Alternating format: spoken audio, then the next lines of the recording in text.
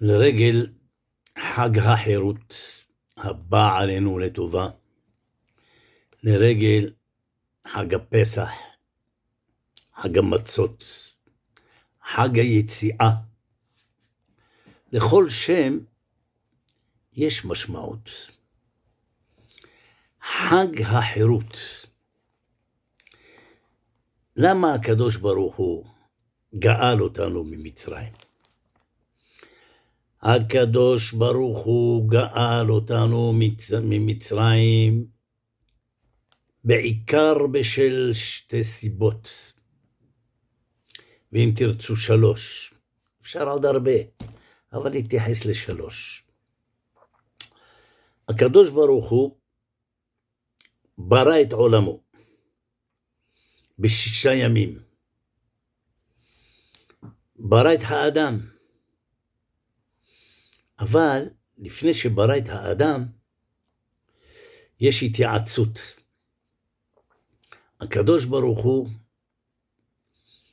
אומר, נעשה אדם בצלמנו כדמותנו.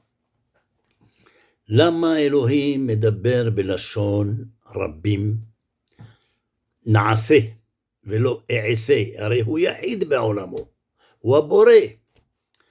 אלא אחד הפירושים, יש כמה פירושים, נתייחס לאחד עכשיו. אחד הפירושים הוא שהקדוש ברוך הוא מתייעץ עם המלאכים. מי אלה המלאכים?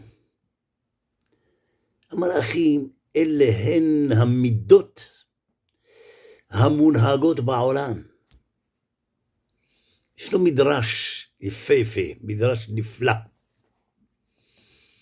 כשהקדוש ברוך הוא רצה לברוא את האדם, באו המלאכים, או במילים אחרות המידות, מידת האמת, מידת השלום, מידת הצדק, ועוד מידות.